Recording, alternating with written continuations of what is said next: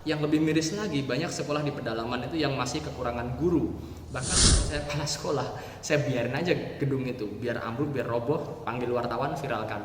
No viral, no justice. Kepala sekolah yang akhirnya lebih fokus cari keuntungan pribadi atau main aman biar nggak kehilangan jabatan. Belum berubah-ubah terus, aturan baru terus muncul, tapi mereka yang bakal ngejalanin malah jarang banget diajak ngobrol. Hola amigos, kita ketemu lagi di channel Saladin Project, tempat kita ngebahas banyak hal seru. So, kencengin volumenya, siapin kopi dan cemilannya karena perjalanan kita baru aja dimulai. Kalian pernah dengar gak sih berita soal peringkat pendidikan di Indonesia yang masih di bawah terus? Ya kalau kalian ngikutin perkembangan dunia pendidikan pasti tahu lah kalau Indonesia itu masih jadi langganan posisi buncit di skor PISA. Tes ini tuh dipakai buat mengukur kemampuan siswa di berbagai negara dalam bidang matematika, membaca, dan sains. Dan jujur aja skor anak-anak kita masih jauh ya di bawah rata-rata dunia. Ya ironis banget, padahal dari tahun ke tahun pemerintah itu selalu bilang bakal memperbaiki sistem pendidikan. Kurikulum udah beberapa kali dirombak, anggaran pendidikan terus naik, berbagai program dicanangkan, tapi kalau dilihat dari hasilnya ya masih gitu-gitu aja. Kenapa sih pendidikan di Indonesia kayak jalan di tempat? Sebenarnya banyak ya faktornya. Salah satunya adalah ketimpangan antara sekolah yang di kota dengan sekolah yang ada di desa. Di kota-kota besar, fasilitasnya itu lumayan lengkap. Laboratorium ada, akses internet lancar, gurunya banyak, buku pelajaran relatif juga mudah didapat. Tapi coba lihat di sekolah-sekolah daerah terpencil. Ada yang bangunannya udah hampir roboh. Meja dan kursi nggak cukup buat semua siswa. Bahkan ada yang masih belajar di lantai. Buku pelajaran, ya kadang-kadang satu kelas tuh punya beberapa eksemplar aja buat dibagi, buat dipakai bareng-bareng. Akses internet, ya jangan harap sinyal aja susah. Yang lebih miris lagi, banyak sekolah di pedalaman itu yang masih kekurangan guru. Bahkan ada guru yang harus ngajar beberapa mata pelajaran sekaligus karena ya memang nggak ada tenaga pengajar yang lain. Ini jelas bikin kualitas pendidikan di Indonesia itu nggak merata. Anak-anak di kota punya lebih banyak kesempatan buat berkembang karena dukungan fasilitas yang lebih baik. Sementara anak-anak di desa harus berjuang lebih keras buat ngedapetin pendidikan yang layak.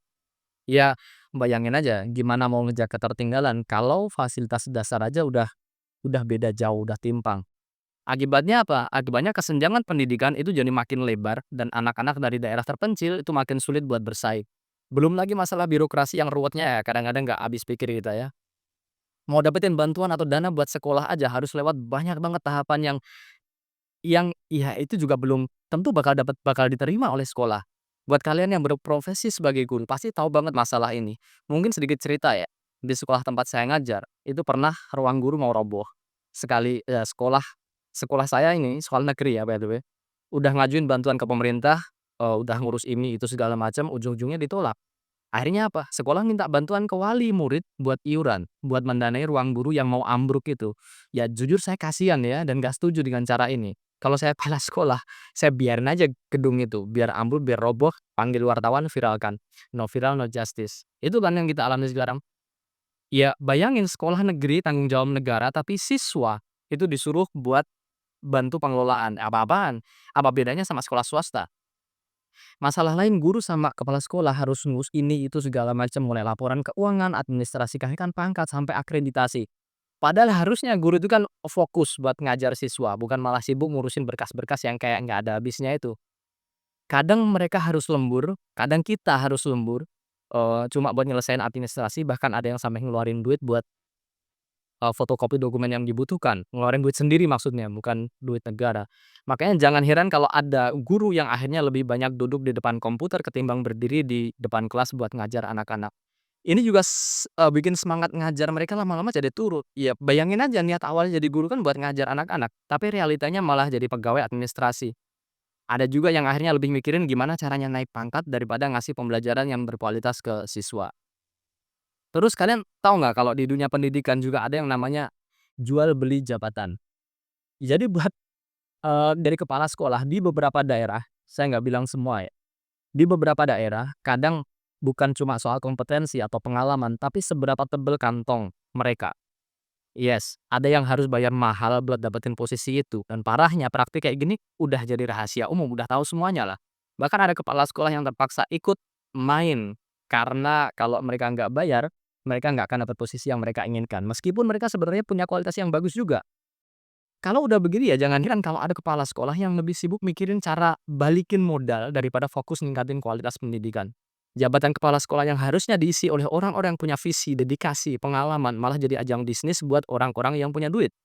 Padahal kepala sekolah itu perannya ya krusial banget dalam menentukan arah dan kebijakan di sekolahnya. Mereka yang harus memastikan proses belajar mengajar itu berjalan secara efektif, fasilitas sekolah terjaga, guru-guru didukung dengan baik dan murid-murid bisa dapat pendidikan yang layak. Tapi kalau jabatan ini ya, kalau jabatan ini didapetin bukan dari kemampuan, ya hasilnya udah bisa ditebak. Banyak kepala sekolah yang akhirnya lebih fokus cari keuntungan pribadi atau main aman biar nggak kehilangan jabatannya. Ada yang sibuk ngejilat atasan, ada yang nutup mata sama berbagai masalah di sekolah, bahkan ada yang justru ikut bermain dalam anggaran sekolah. Dampaknya apa? Sekolah jadi berantakan. Guru nggak dapat dukungan maksimal, fasilitas nggak diperhatiin, dan yang paling dirugikan ya tentu siswa. Mereka yang seharusnya dapat pendidikan yang terbaik malah harus berhadapan sama sistem yang lebih mementingkan kepentingan pribadi. Dan mungkin buat sharing aja ya, per hari ini di sekolah saya, tempat saya ngajar tuh, dengan anggaran per tahun nggak kurang dari 600 juta rupiah, belum ada satu proyektor pun yang terpasang di kelas. Metode pembelajaran pakai proyektor itu udah ketinggalan zaman. Itu pun belum dilakukan. Kebayang nggak? Padahal ya sekolah saya bukan sekolah terpencil, bukan di kota, tapi juga nggak pelosok-pelosok banget gitu. Jadi pembelajaran di sana ya kayak zaman Belanda. Guru di depan ngomong, murid duduk manis dengerin. Masalah lain yang nggak kalah parah adalah soal dana BOS. Seharusnya dana ini itu kan dipakai buat ngebiayain operasional sekolah, beli buku, perbaikan fasilitas, atau bahkan ngasih beasiswa ke siswa yang kurang mampu. Tapi faktanya banyak kasus penyimpangan. Transparansi soal penggunaan dana ini masih abu-abu banget. Nggak jarang ada laporan bahwa dana BOS itu dipakai buat hal-hal yang nggak jelas atau malah dimailin sama oknum-oknum tertentu. Banyak sekolah yang seharusnya dapat dana cukup buat ngebenerin fasilitas, tapi kenyataan di lapangan kondisinya tuh masih jauh dari layak. Ada kelas yang atapnya bocor, WC yang jorok dan nggak bisa dipakai, atau bahkan kekurangan buku ajar buat siswa. Dan yang lebih bikin nggak habis pikir lagi ya, pendidikan di Indonesia tuh sering banget nggak nyambung sama kebutuhan dunia kerja. Anak-anak sekolah dikasih teori ini, itu, segala macam, yang kadang nggak kepake di kehidupan nyata. Lulusan SMA bingung mau ngapain, lulusan kuliah malah susah cari kerja. Ironisnya banyak lulusan yang akhirnya banting setir ke pekerjaan yang nggak ada hubungannya sama jurusan mereka. Atau malah nganggur, karena dunia kerja nggak butuh keterampilan yang mereka pelajari di sekolah. Seharusnya kurikulum itu kan dibuat lebih relevan, biar anak-anak punya skill yang bisa mereka manfaatin setelah lulus. Ya misalnya lebih banyak pelajaran yang berbasis praktik, bukan sekedar teori di atas kertas saja. Pendidikan vokasi juga harus diperkuat biar anak-anak yang nggak lanjut kuliah tetap punya keterampilan yang bisa dipakai langsung di dunia kerja. Tapi kenyataannya ya kita masih stuck di pola yang lama, yang udah nggak relevan sama perkembangan zaman. Sementara negara lain udah ngembangin pendidikan berbasis teknologi, kita masih ribet sama urusan administratif yang kadang-kadang nggak penting ya. Ditambah lagi banyak sekolah yang kurang fasilitas buat mendukung pembelajaran berbasis keterampilan. Komputer kurang, laboratorium seadanya, bahkan pelajaran teknologi atau kewirausahaan masih dianggap sebagai pelengkap, bukan prioritas. Padahal kalau dari sekolah aja ya, anak-anak udah dibiasain buat berpikir kreatif, problem solving, dan paham teknologi, mereka bakal lebih siap menghadapi dunia kerja nanti. Masalah yang lain adalah, saya pakai bahasanya Pak Gita ya, Pak Gita Wirjawan, belum ada demokratisasi dalam dunia pendidikan. Pendidikan di Indonesia tuh masih bercorak feodal. Ya maksud saya kesempatan buat dapat pendidikan berkualitas itu nggak merata. Masih banyak anak yang nggak bisa sekolah karena faktor ekonomi, sementara yang punya duit bisa masuk sekolah top dengan fasilitas yang segudang, yang mereka inginkan. Yang kaya makin pintar, yang miskin makin ketinggalan. Ya memang ada anak dari keluarga tidak mampu yang bisa jadi dokter, bisa jadi perwira kepolisian atau angkatan bersenjata. Tapi berapa gelintir orang sih yang bisa kayak gitu? Di negara yang memang pengelolaan negaranya itu sudah baik, pengelolaannya sudah maju, pendidikan itu hak, bener-bener hak yang bisa diakses oleh semua orang. Tapi kalau di sini, di tempat kita, kalian punya duit, ya kalian bisa dapat pendidikan yang bagus. Kalau nggak punya, ya siap-siap aja sekolah di tempat yang fasilitasnya minim, gurunya kurang, kualitasnya jauh dari kata ideal. Beasiswa Anda, tapi jumlahnya terbatas dan ribetnya bukan main. Padahal kalau mau adil ya, ya harusnya semua anak punya kesempatan yang sama buat dapetin pendidikan yang terbaik, nggak peduli mereka dari keluarga kaya atau enggak. Belum lagi suara murid dan guru sering banget nggak dianggap dalam sistem pendidikanku.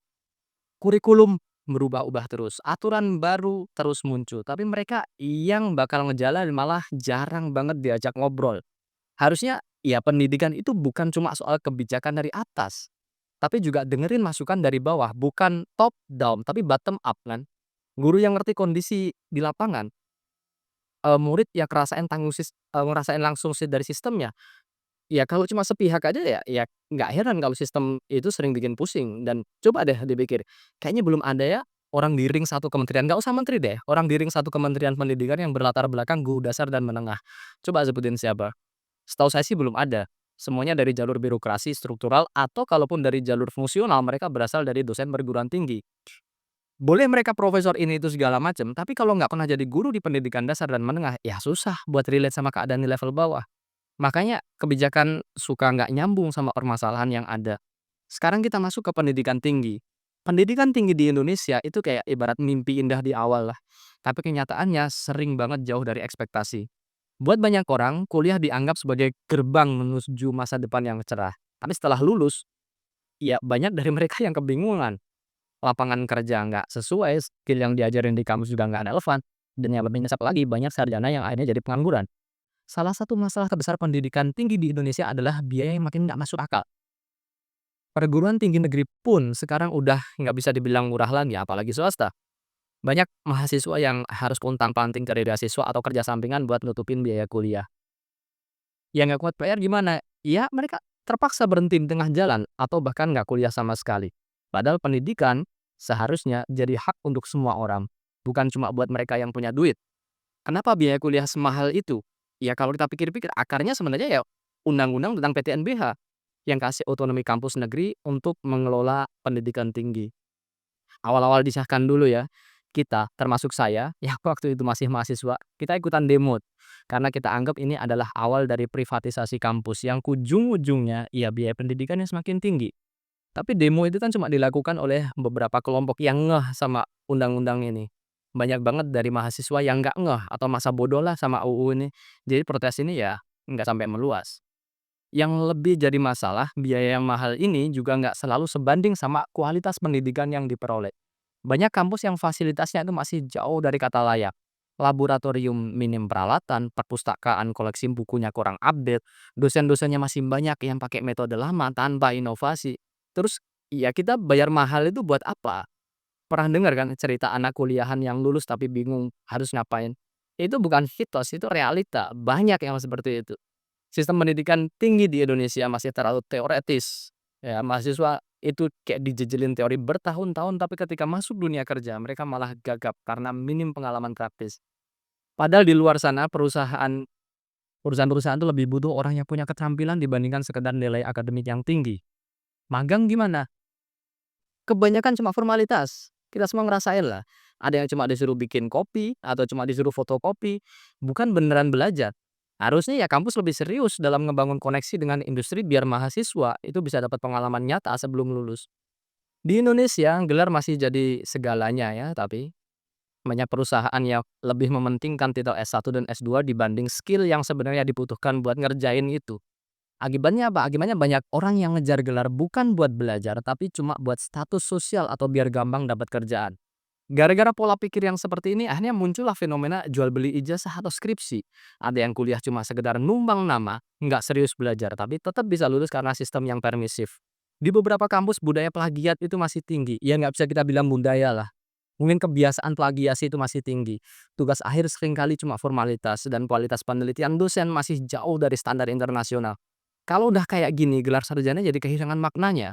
Pendidikan tinggi di Indonesia butuh reformasi yang besar-besaran. Kampus harus lebih fokus ke pengembangan skill praktis, bukan cuma teori aja. Biaya pendidikan juga harus lebih terjangkau biar semua orang punya kesempatan yang sama buat belajar. Selain itu, hubungan antara kampus dan industri juga harus diperkuat lagi biar mahasiswa bisa siap terjun ke dunia kerja sejak awal. Pendidikan tinggi itu kan harusnya jadi investasi buat masa depan, bukan malah beban. Kalau sistemnya nggak segera diperbaiki ya, jangan heran kalau makin banyak sarjana yang nggak siap kerja. Makin banyak mahasiswa yang cuma kuliah buat titel aja, dan makin banyak anak muda yang kehilangan harapan sama pendidikan tinggi di negeri ini. Yah, tapi ya bukan berarti nggak ada harapan. Tetap ada harapan, kita tetap berharap dan selagi belum kiamat kayaknya harapan tetap akan ada. Masih banyak kok guru dan dosen yang benar-benar niat buat mendidik. Masih ada sekolah yang berusaha maksimal walaupun dalam keterbatasan. Cuma ya itu kalau nggak ada perubahan yang sistemik dari atas, pendidikan kita bakal susah buat maju, stuck di situ-situ aja. Harusnya pemerintah ya fokus benerin sistemnya dulu mulai dari transparansi dana, reformasi kurikulum, sampai memastikan guru dan dosen bisa beneran fokus buat belajar. Bukan sibuk ngeluarin kebijakan ini itu yang ujungnya malah bikin ribet sendiri. Kalau nggak gitu ya kita bakal terus ada di posisi yang sama, ketinggalan dari negara-negara yang lain cuma bisa ngeluh tanpa solusi. Generasi muda kita butuh pendidikan yang benar-benar nyiapin mereka buat masa depan, bukan sekedar hafalan tanpa makna. Pertanyaannya, kapan pendidikan Indonesia bisa beneran maju? Ya itu pertanyaan besar yang jawabannya masih abu-abu sampai sekarang. Tapi satu hal yang pasti, kalau sistemnya masih carut-marut kayak sekarang, ya nggak usah berharap banyak lah. Jangan harap kita bisa ngejar ketertinggalan dari negara yang lain. Dan ya, segitu dulu obrolan kita kali ini. Semoga kita semua nggak cuma dapat info baru, tapi juga makin penasaran sama cerita-cerita yang lain. Kalau kalian suka sama konten ini, jangan lupa buat subscribe, like, share, dan komen biar nggak ketinggalan cerita seru yang lain. Saya pamit dulu, sampai ketemu di video berikutnya. Tetap semangat, tetap penasaran, dan bye.